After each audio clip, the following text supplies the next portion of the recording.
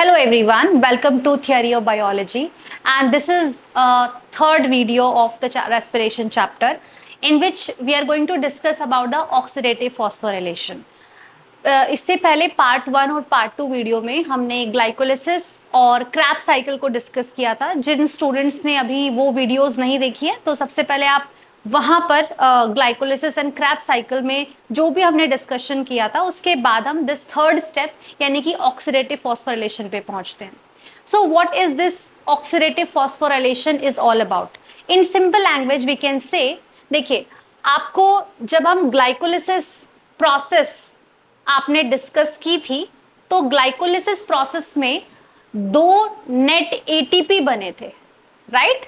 और आपने ये देखा था कि 2 मॉलिक्यूल्स ऑफ NADH का फॉर्मेशन भी हुआ था।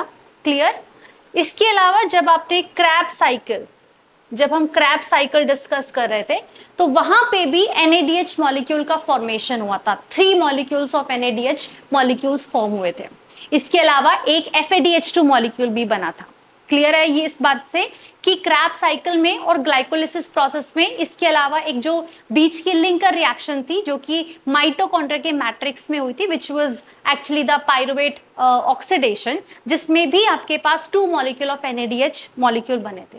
तो कहने का मतलब ये है कि during the process of the glycolysis, pyruvate oxidation and Krebs cycle, जो NADH या फिर जो आपके पास FADH2, ये जो एनर्जी की फॉर्म्स बनती है, जब ये एनर्जी की फॉर्म अपने वापस से ऑक्सीडाइज स्टेट में जाती हैं तो इलेक्ट्रॉन्स रिलीज करते हैं, है ना? क्या रिलीज करते हैं? इलेक्ट्रॉन्स को रिलीज करते हैं। और जब इन इलेक्ट्रॉन्स का मूवमेंट होता है through the electron transport chain, which is actually a series of biochemical enzyme that are actually present on the inner mitochondrial membrane, and the final electron will be accepted by the oxygen molecule and as a result water molecule will be formed.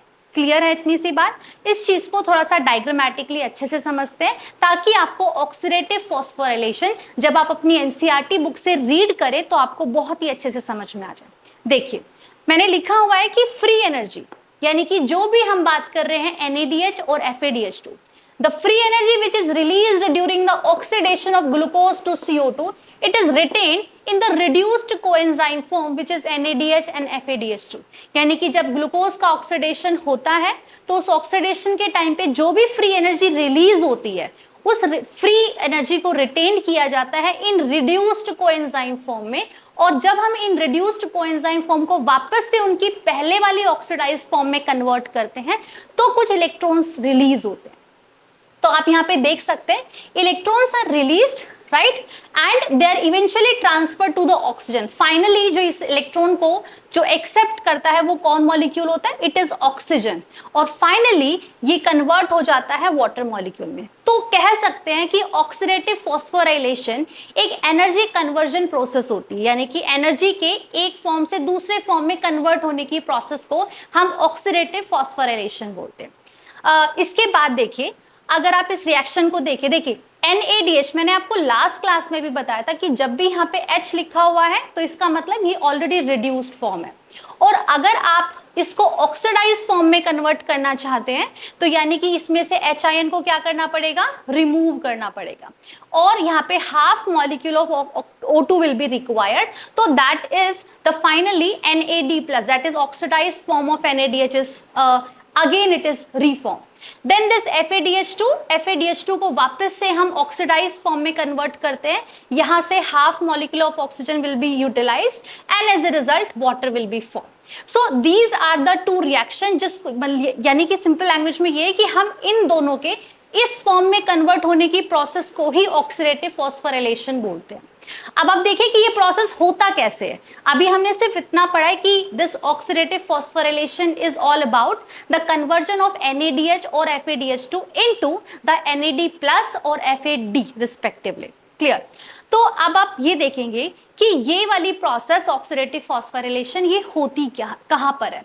जब आप mitochondria का diagram बनाते हैं तो mitochondria में एक होती है आउटर मेम्ब्रेन और एक होती है इनर माइटोकॉन्ड्रियल मेम्ब्रेन। देख लीजिए ये है आउटर और ये है आपके पास इनर। तो ये जो इनर मेम्ब्रेन है, यहाँ पे कुछ एंजाइम्स प्रेजेंट होते हैं, यहाँ पे कुछ सीरीज ऑफ एंजाइम्स प्रेजेंट होंगे इस इनर माइटोकॉन्ड्रियल मेम्ब्रेन के ऊपर। वो सीरीज ऑफ एंजाइम्स जो है ये आपके पास इनर माइटोकॉन्ड्रियल मेम्ब्रेन है। This is a mitochondrial matrix, यानी कि ये साइड दिखा रहा है माइटोकॉन्ड्रियल मैट्रिक्स, ये वाला साइड है। और जो ये एरिया है ये है आपके पास आउटर माइटोकॉन्ड्रियल मेम्ब्रेन के बीच का स्पेस, यानी कि इंटर मेम्ब्रेन स्पेस जिसको हम बोल सकते हैं। तो अगर आप यहाँ पे देखें इस पर्टिकुलर मेम्ब्रेन के ऊपर, कौन सी मेम्ब्रेन है, it is inner mitochondrial membrane. तो इस इनर माइटोकॉन्ड्रियल मेम्ब्रेन के ऊपर कुछ एंजाइम्स आप देख सकते हो, ये एंजाइम है, this is another enzyme, enzyme and enzyme. So we have some sort of enzymes that will help in the transferring of the electrons. So what are the name of these enzymes? So one by one we will deal with the major components of the enzyme that are present on the inner mitochondrial membrane और जो कि ultimately help करने वाले electron को transfer करने में। तो देखिए, the first enzyme is NADH coenzyme Q reductase. ये आप अगर आप इसको 3 to 4 टाइम्स अगर आप इसको रिपीट करेंगे, रिवाइज करेंगे, तो आपको ये नाम अपने आप याद हो जाएंगे, इनसे डरने वाली बात कोई है नहीं। तो NADH कोएंजाइम Q रिडक्टेज, इसको हम NADH डिहाइड्रोजिनेज भी बोलते हैं, इसको आप NADH डिहाइड्रोजिनेज, या फिर आप बोल सकते हो दिस इज कॉम्प्लेक्स 1, क्योंकि ये फर्स्ट एंजाइम है तो ये कॉम्प्लेक्स 1 एंजाइम है। उसके बाद सेकेंड एंजाइम जो है वो है succinate coenzyme Q reductase. The second enzyme is succinate coenzyme Q reductase, और we can say the complex 2। The third one is cytochrome BC1 complex. ये कॉम्प्लेक्स जो है आपके पास, इसको कॉम्प्लेक्स या बोल सकते हैं कि it is enzyme third, it is enzyme 4. So you can see all these 4 type of enzyme, they are arranged on the inner mitochondrial membrane. This is complex 1, which is NADH coenzyme Q reductase. This is enzyme complex 2, which is succinate coenzyme Q reductase. This one is complex 3rd, this is cytochrome BC1 complex, and this 4th one, it is cytochrome C oxidase. थोड़ा सा मैं आपको इन enzymes के बारे में बता देती हूँ। अगर आप इस फर्स्ट वाले कॉम्प्लेक्स एंजाइम यानी कि इसकी बात कर रहे हैं, तो ये एंजाइम काफी कॉम्प्लेक्स होता है, 46 सब यूनिट का बना होता है, और इसमें आपके पास FMN या फिर आयरन सल्फर के क्लस्टर्स बने होते हैं। देखिए, ये प्रोटीन है, तो प्रोटीन बहुत सारी पॉलीपेप्टाइड चेन और कुछ इसके साथ अलग अलग सब यूनिट जुड़ के मिलके बना होगा। तो ये 46 सब यूनिट का मिलके बना हुआ सबसे बड़ा प्रोटीन है आउट ऑफ दीज 4 प्रोटीन। इसमें आयरन सल्फर के क्लस्टर प्रेजेंट होते हैं। इसके अलावा यहाँ पे FMN यानी कि जो आपके पास फ्लेविन का मॉलिक्यूल है वो भी यहाँ पे प्रेजेंट होता है। क्लियर है? और इसके अलावा जो आपके पास सेकेंड कॉम्प्लेक्स है, सेकेंड कॉम्प्लेक्स में आपके पास जो फ्लेविन है वो प्रेजेंट है, FAD प्रेजेंट है, यहाँ पे FMN प्रेजेंट होता है, ये FAD का बना होता है, इसके यहाँ पे भी सल्फर आयन क्लस्टर यहाँ पे प्रेजेंट होते हैं। सिमिलरली कॉम्प्लेक्स 3rd की अगर हम बात करें या कॉम्प्लेक्स 4th की बात करें, तो ये दोनों में हीम ग्रुप प्रेजेंट होते हैं। अगर आप इन दोनों की बात करें तो क्योंकि यहाँ पे साइटोक्रोम है इसलिए यहाँ पे हीम ग्रुप प्रेजेंट होगा। इसके साथ साथ किस तरीके से ये एंजाइम अपना रोल प्ले करते हैं इसको हम एक बार अच्छे से समझ सकते हैं। देखिए, जब आप सबसे पहले कॉम्प्लेक्स की बात कर रहे हैं तो यहाँ पे जो आपके पास रिड्यूस्ड फॉर्म है NADH, ये अपने आप को NAD+ में कन्वर्ट करेगा। कैसे करेगा? When this NADH molecule it will donate it's electron, ये अपने इलेक्ट्रॉन को लूज कर देगा, और जैसे ही अपने इलेक्ट्रॉन को रिलीज करेगा उस इलेक्ट्रॉन को कौन एक्सेप्ट कर लेगा? आपके पास कॉम्प्लेक्स 1 एंजाइम उन इलेक्ट्रॉन को एक्सेप्ट कर लेंगे। जब ये एंजाइम एक्सेप्ट कर लेंगे तो again this NADH it is being oxidised here, right? यहाँ पे इसका ऑक्सीडेशन होके NAD+ बन गया, लेकिन जो इलेक्ट्रॉन है वो कॉम्प्लेक्स 1 के पास चले गए। इसके अलावा देखिए, आप थोड़ा सा ये अपने माइंड में क्वेश्चन आ रहा होगा कि why this complex second it is present just above this first and second type of enzyme complex. इसकी लोकेशन जो है वो इसी तरीके से होती है कि ये थोड़ा सा ऊपर की तरफ प्रेजेंट होता है। तो कॉम्प्लेक्स 1, कॉम्प्लेक्स 2 और कॉम्प्लेक्स 3 इन तीनों को मिला के हम रेस्पिरोसोम बोलते हैं। इन तीनों को हम साथ में it is also known as respirasome. ठीक है, यहां पर कॉम्प्लेक्स सेकेंड क्या करेगा? जो आपके पास FADH2 रिड्यूस्ड फॉर्म है उसको, उससे इलेक्ट्रॉन जो है वो रिलीज होंगे और उस इलेक्ट्रॉन को ये किसको दे रहा है, this is complex 2 is receiving these electron, और ये कन्वर्ट हो रहा है अपने ऑक्सीडाइज्ड फॉर्म में। तो अल्टीमेटली आप देखिए यहां से 2 इलेक्ट्रॉन आ रहे हैं और यहां से भी आपके पास इलेक्ट्रॉन आ रहे हैं। जब इलेक्ट्रॉन्स यहाँ पे आते हैं, this is actually quinol. Quinol जो है वो एक्चुअली में it is a cytochrome quinol which is ubiquitous in nature, यानी कि जो हर जगह प्रेजेंट होता है। तो ये जो आपके पास क्विनोल है, ये यहाँ पे इलेक्ट्रॉन की एक साइकिल या क्यू साइकिल जनरेट करता है। जनरेट करने का मतलब होता है कि यहाँ से 2 इलेक्ट्रॉन इसके पास आएंगे, 2 इलेक्ट्रॉन यहाँ पे इसके पास आएंगे, ये आगे सिर्फ 2 ही इलेक्ट्रॉन को ट्रांसफर करते हैं, बाकी के 2 इलेक्ट्रॉन वापस से ये अपने प्रीवियस जो उसका प्रोटीन कॉम्प्लेक्स है उसी को वापस से ट्रांसफर कर देता है। तो एक इलेक्ट्रॉन की क्यू साइकिल यहाँ पे जनरेट हो जाती है, ठीक है। तो आप देख सकते हैं कि अल्टीमेटली कॉम्प्लेक्स थर्ड के पास सिर्फ 2 ही इलेक्ट्रॉन आगे गए। क्लियर है? अब आप देखिए आगे ये जो 2 इलेक्ट्रॉन है जो कि कॉम्प्लेक्स थर्ड ने रिसीव करे, which is complex this is BC1 complex, cytochrome BC1, ये अपने इलेक्ट्रॉन को साइटोक्रोम C को दे देगा। साइटोक्रोम C जिसके पास हीम ग्रुप प्रेजेंट होता है, ये इलेक्ट्रॉन को देखिए, ये जो इलेक्ट्रॉन का मूवमेंट हो रहा है ये इस अकॉर्डिंगली हो रहा है कि किस तरीके से जिनके पास इलेक्ट्रॉन को एक्सेप्ट करने की हाई एफिनिटी है, उसी एफिनिटी के सीक्वेंस में ये इलेक्ट्रॉन एक्सेप्ट कर लिए जा रहे हैं, राइट। और अल्टीमेटली ये इलेक्ट्रॉन जा रहा है कॉम्प्लेक्स 4 के पास, और कॉम्प्लेक्स 4 में क्या हो रहा है, यहाँ पे कॉम्प्लेक्स 4 में यहाँ पे फाइनली इस इलेक्ट्रॉन को एक्सेप्ट कर रहा है ऑक्सीजन मॉलिक्यूल, और ऑक्सीजन मॉलिक्यूल इलेक्ट्रॉन को एक्सेप्ट करने के बाद क्या फॉर्म कर रहे हैं, वाटर मॉलिक्यूल का फॉर्मेशन हो रहा है।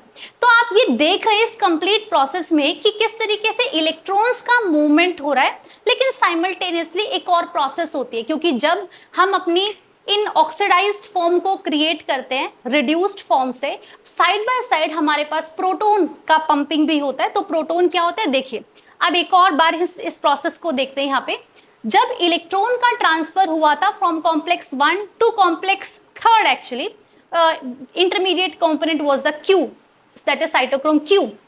तो यहाँ पे जो मैट्रिक्स है, यानी कि माइटोकॉन्ड्रिया का जो मैट्रिक्स है, उस मैट्रिक्स से कुछ प्रोटॉन जो थे, प्रोटॉन कुछ में कितने प्रोटॉन, एक्चुअली में इट इज 4 प्रोटॉन। जो 4 प्रोटॉन है वो मैट्रिक्स रीजन से यहाँ पे इंटर माइटोकॉन्ड्रियल स्पेस में चले गए थे। आप इस चीज को देखिए, हालांकि जो प्रोटॉन की पंपिंग है इसको हम केमियोस्मोटिक हाइपोथेसिस टॉपिक में एक बार फिर से डिस्कशन करने वाले, लेकिन how the proton is actually help, the movement of the proton is actually going to help in the formation of ATP molecule, यहाँ पे इसका बहुत important role है। So this mitochondrial matrix reason, because here the number of proton molecule H plus ion, they are going to be present actually, right? So these H ion or proton, they will be pumped from this side, right? They will be pumped to this side, and how, and basically why this process is happening, because as a result of the movement or the transportation of the electron, यहाँ पे जो ये complex है ये simultaneously proton को pump कर दे रहा है। तो आपके पास ये आप देख सकते हैं कि इस इंटर माइटोकॉन्ड्रियल स्पेस में बहुत सारे प्रोटॉन आ जाएंगे, क्योंकि 4 proton from with the help of complex 1, then 4 proton ion with the help of complex 3rd, and this complex 4, it is actually transporting only 2 proton. So total 10 number of protons जो है वो actually में inter mitochondrial space के अंदर आ जाते हैं, और जब हमारे एटीपी सिंथेज एंजाइम जैसे ही एक्टिवेट होता है, जब ये वापस से अपने मैट्रिक्स में जाते हैं, देखिए यहाँ पे होता है आपके पास एटीपी सिंथेज एंजाइम जिसको हम कॉम्प्लेक्स 5th एंजाइम भी बोलते हैं। ये क्या करेगा, ये वापस से इन प्रोटॉन को जब मैट्रिक्स में भेजेगा तो यहाँ पे एटीपी मॉलिक्यूल का फॉर्मेशन होता है। तो अब आपको ये थोड़ी सी स्टोरी समझ में आ गई होगी कि जब भी इलेक्ट्रॉन का मूवमेंट हो रहा है तो हमारे पास जो एनर्जी करेंसी मॉलिक्यूल जो हमारे पास रिड्यूस्ड फॉर्म में थे, वो ना सिर्फ ऑक्सीडाइज्ड फॉर्म में कन्वर्ट हो रहे हैं, बल्कि यहाँ पे उन्हीं एनर्जी को यूज करके, उसी फ्री रिलीज्ड एनर्जी को यूज करके हमारे पास एटीपी मॉलिक्यूल का फॉर्मेशन भी होता है। तो this is all about the oxidative phosphorylation process. I hope कि ये प्रोसेस आपको अच्छे से समझ में आया होगा। अगर कोई भी डाउट है तो आप कमेंट सेक्शन में आप पूछ सकते हैं। अगर आपको वीडियो पसंद आई है, ये टॉपिक आपको अगर समझ में आया है, तो वीडियो को लाइक करना ना भूलें और चैनल को सब्सक्राइब कीजिए। साथ में अपने फ्रेंड्स के साथ शेयर कीजिए ताकि इसी तरीके की और भी video related to plant physiology और related to the complete biology आपके पास आती रहे। Thank you so much.